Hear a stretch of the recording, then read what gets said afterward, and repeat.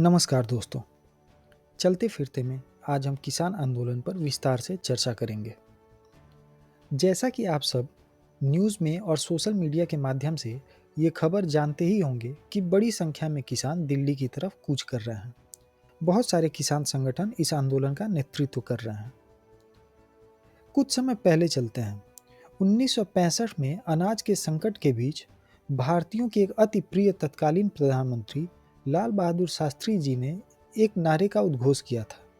वो नारा था जय जवान जय किसान, और उस समय भारतीयों ने उसको जबरदस्त समर्थन भी दिया था। प्रधानमंत्री नरेंद्र मोदी जी की भी शास्त्री जी की तरह अपार समर्थन प्राप्त है, और वो दिन रात देश की उन्नति और सम्मान के लिए बेशक काम भी कर रहे हैं। 2014 के बाद से राष्ट्रवादियों की संख्या में इजाफा बदलते भारत का रुख स्पष्ट करता है। देश की सुरक्षा में लगे जवानों के सम्मान की जब भी बात आती है, तो पूरा देश एक स्वर में अपनी आवाज़ से उसको समर्थन करता है, और ऐसा करना भी चाहिए। लेकिन मुझे आश्चर्य तब होता है जब वैसी लग्जरी हम किसानों को नहीं देते। जो देश के जवानों का सम्मान नहीं करते, उन्हें हम बहुत प्राउडली गद्दार घोषित कर देते हैं, और शायद यही सही भी है, यही करना भी चाहिए। लेकिन बात जैसे ही किसान की आती है, तो हमारे रुख में बदलाव आ जाता है। देश को अपने पैरों पर खड़ा किसान करता है, और उसकी रक्षा जवान। और नाइंसाफ़ी दोनों के साथ नहीं होनी चाहिए, ये हर एक देशवासी की जिम्मेदारी होती है। जो किसान आंदोलन कर रहे हैं, उनकी मांगों पर एक बार विचार कीजिए। सबसे मुख्य मांग है, वो है एमएसपी पर कानूनी गारंटी। एमएसपी न्यूनतम समर्थन मूल्य को वो एक कानून बनाने की मांग कर रहे हैं। अभी सरकार 23 फसलों पर एमएसपी तय करती है, जिसमें धान, गेहूं, अलग प्रकार के दाल, गन्ना जैसे फसल इसमें सम्मिलित हैं। सरकार हर साल इन फसलों की एमएसपी सीएसीपी के सिफारिश पे तय करती है। सीएसीपी गवर्नमेंट की एक एजेंसी है, जिसका फुल फॉर्म है commission for agricultural cost and prices. फसलों को सरकार की एजेंसियां खरीदती हैं, और उनको योजनाओं के तहत इस्तेमाल किया जाता है। अब जरा जो मैं आंकड़े बता रहा हूँ, इनको भी थोड़ा ध्यान से सुनिए। 2014 में बनी शांता कुमार कमेटी के मुताबिक देश में महज 6% किसानों की फसल ही एमएसपी पर खरीदी जाती है। जितने भी किसान खेती करते हैं, उनका महज 6% किसानों की फसल एमएसपी पर खरीदी जाती है। देश की कुल आबादी का लगभग 58% पूरी तरह से खेती पर निर्भर है।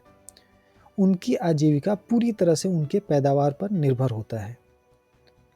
हर इंसान को सेंस ऑफ सिक्योरिटी की ज़रूरत होती है। जितने भी लोग नौकरी पेशा में हैं, वो अपनी सैलरी में सेविंग्स ज़रूर करते होंगे, ताकि खराब समय में उनकी जीविका कम से कम चल पाए। किसान की मांग भी लगभग सेंस ऑफ सिक्योरिटी ही जैसी है। एमएसपी एक नीति है, कानून नहीं, और किसान चाहते हैं कि एमएसपी का कानून बना दिया जाए। कानून की ज़रूरत क्यों है? अगर ये सवाल आपके मन में आ रहा है, तो इसके दो मुख्य कारण हैं। पहला कारण, नीति कभी भी बदली जा सकती है। इसका मतलब है कि सरकार जब चाहे एमएसपी को या तो बंद कर सकती है या रोक सकती है। दूसरा कारण, हमारे देश में अगर आप कभी सरकारी ऑफिस में गए होंगे, तो आपको ज़रूर ये अनुभव प्राप्त हुआ होगा कि सरकारी कर्मचारी और उसके अधिकारी, उनका बर्ताव आपके प्रति कैसा होता है, और सरकारी ऑफिस में भ्रष्टाचार किस कदर हावी है। तो क्या आप उस किसान की हालत को महसूस कर पाएंगे कि उनके साथ वो कर्मचारी या अधिकारी कैसा बर्ताव करते होंगे? ज़्यादातर किसानों की फसल की खरीद एमएसपी पर होती ही नहीं है। किसानों को अपनी फसल एमएसपी से कम दाम पर बेचनी पड़ती है। कानून का न होने से किसान के पास अदालत में जाकर अपना हक मांगने तक का भी अधिकार प्राप्त नहीं होता। इतना ही नहीं, अभी भले ही सरकार 23 फसलों के लिए एमएसपी तय करती है, लेकिन भंडारण व्यवस्था की भारी कमी की वजह से मुख्य रूप से सिर्फ गेहूं और धान की ही खरीद वो कर पाती है। अगर एमएसपी का कानून बन जाता है, तो सरकार सभी फसलों को एमएसपी पर खरीदने के लिए बाध्य हो जाएगी। इससे गेहूं और धान के अलावा जो किसान बाकी फसल उगाते हैं, उनको भी बहुत सहयोग मिलेगा।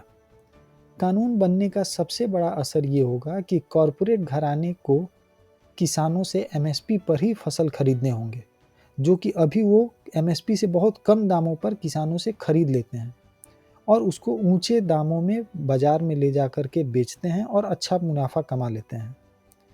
सरकार का पक्ष रखने वाले अक्सर ये दलील देते हुए सुनाई देंगे कि फसलों की कीमत डिमांड और सप्लाई पर निर्भर करती है और कानून बन जाने पर सरकार को फसल एमएसपी पर ही खरीदना होगा, जिससे देश की अर्थव्यवस्था पर भारी बोझ पड़ेगा।